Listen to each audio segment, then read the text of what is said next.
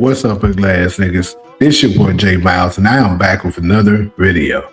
And you know what to do. If you're new, go ahead, hit that subscribe button, leave a like, comment, let me know what you're thinking. But most importantly, make sure you share it with your ugly ass friends. On today's video, we're gonna be dealing with a breakdown scene, basically kind of a reaction breakdown video. Basically, I'm going to go in and react and break down Diamond's death scene. So it's gonna be covering, you know, the shooting and of course the very good acting of Chris Lawton reacting to the death of his brother. So without further ado, let's just go ahead and get into it.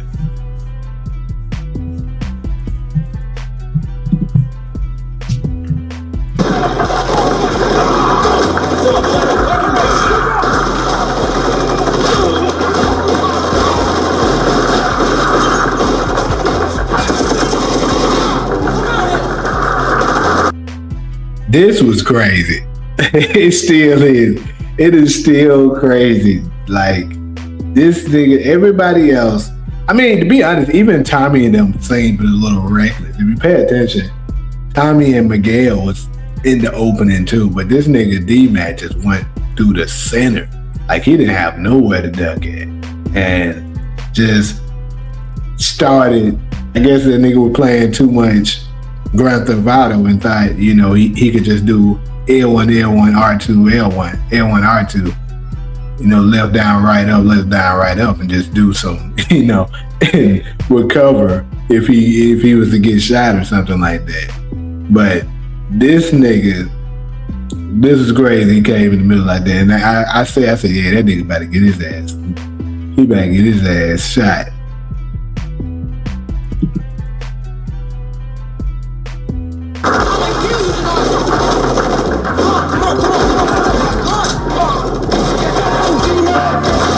Then it gets even crazier.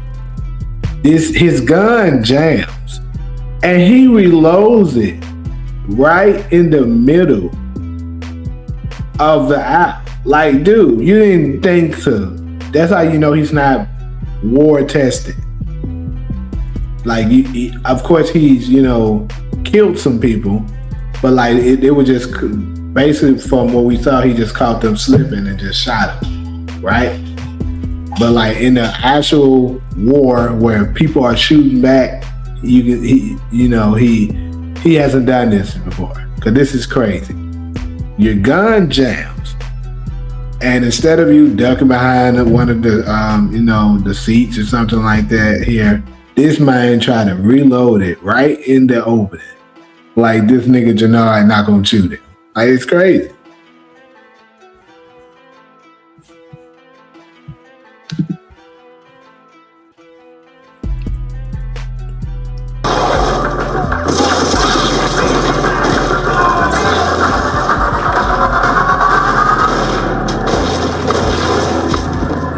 Now, this is the part that got me the most, right?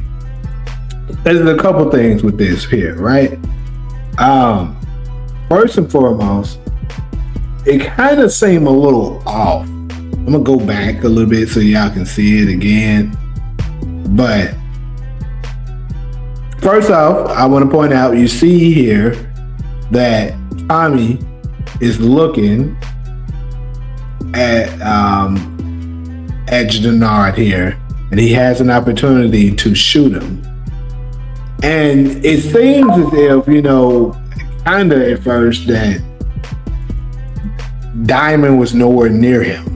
And then all of a sudden, he appears and jumps in front of it. But not only does he jump in front of it, the thing that's kind of questionable is, just makes you think, you know, wonder what's going on, is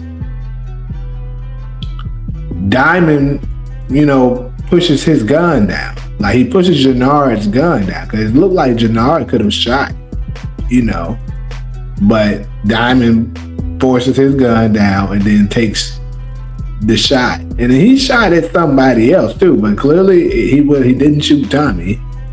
Like, take a look at it.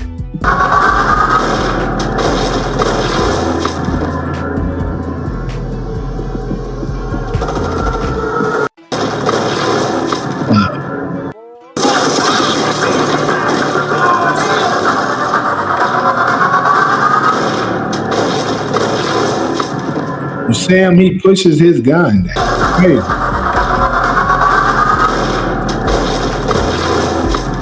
Like, why push his gun down, right? So it kind of makes you question, right? Was Diamond trying to save Jannard? Right? Because he pushed his gun down. Why? And then while Jannard was probably about to shoot Tommy, maybe. And then, of course, you see Tommy's reaction after this. He didn't want to shoot Diamond either. And that it just goes to show what I've been saying from the longest. Tommy and Diamond still very much respected each other. They genuinely did like each other, except the only problem is, as Vivid A, this ugly ass nigga here, the black Emma Fudd on drugs, fucked it up, and it pretty much put Diamond in an impossible situation, which goes back to that interview that I kept referring to throughout this season when I was talking about the fate of Diamond's character. When he was asked what one word could describe his character, he said choices. So Diamond was consistently making tough choices, and he made the ultimate choice this time, stepping in the way of the gunshots and taking it for his brother and ultimately dying. And it all could have been avoided kind of if things were done differently, like in a world where maybe because it's kind of ironic, like right before this scene here, they Diamond and Jannard shared a moment, and Diamond told us that he was the one who put Jannard in CBI, and that Jannard had other aspirations and talent that he could have kind of went that direction had Diamond not pulled him into CBI. So how could things possibly maybe have turned out if Jannard never got into CBI? And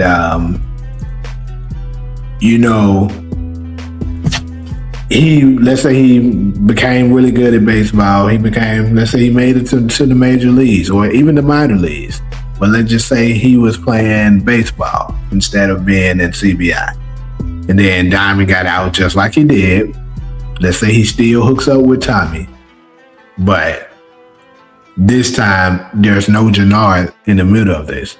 Who knows how far and how successful the partnership between Tommy and Diamond could have been. Like, y'all definitely let me know in the comment section, what do y'all think would have been the outcome if, and I think I'm gonna go back and do also a reaction to that scene as well, because that actually was Isaac Key's best performance. He went out strong. That was his best performance, his monologue he delivered to his brother Jannard, talking about how he feels basically guilty for how Jannard has turned out.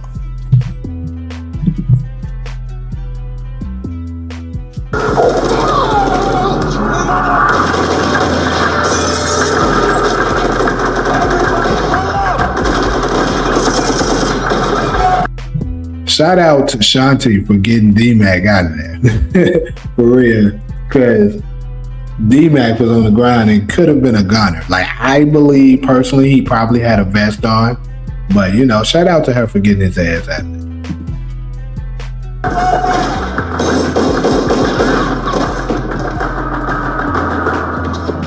I'm right here, D. I got you. Stay with me, D. I got you. No. We just got to where we at. Alright, we got to where we finally needed to be, right at the top, me and you. Me and you. Alright, I need you, bro. I need you. Bro, it's our time, baby. We finally got to the top, nigga. You and me. I need you, bro. No, nigga, no. No, look, okay? I'm gonna get you out of here. I'm gonna get you out. I got you. No, what the fuck is you niggas doing? Go get some help. D. What the fuck?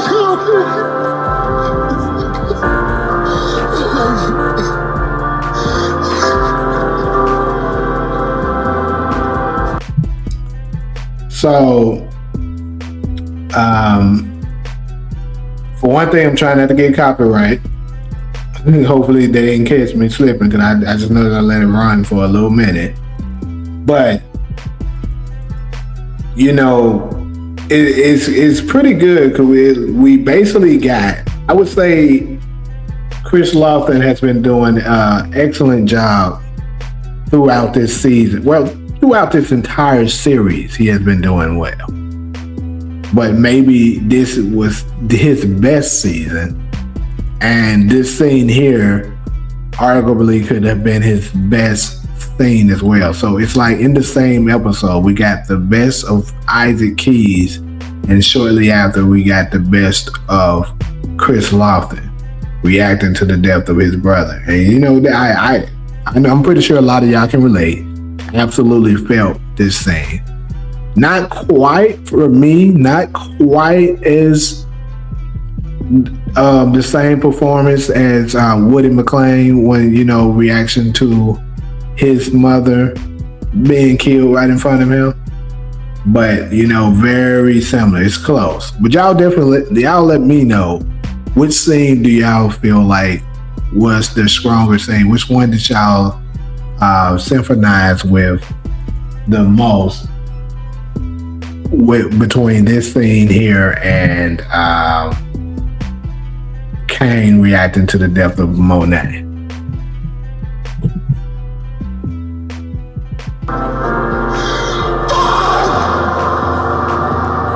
So that pretty much was it. That's it for it. Yeah. So that's it for the scene, you know. A soldier has fallen. Great acting. It's a pretty good shootout scene. Some of it was a little crazy, like I said, with Diamond stepping in the way and pulling the gun down. I still don't understand that. Maybe, you know, there's an interview or something like that where they kind of explain that, you feel me? But definitely let me know, what did y'all think of this scene? You know, how Diamond went out. And of course, definitely let me know in the comment section how y'all think things could have turned out if Jannard wasn't in the game. Let me know all of that more in the comment sections. But like usual, if you're cool with me, go ahead, hit that subscribe button, leave a like, comment, let me know what you're thinking. But most importantly, make sure you share with your glad friends. But until the next video, I'm out.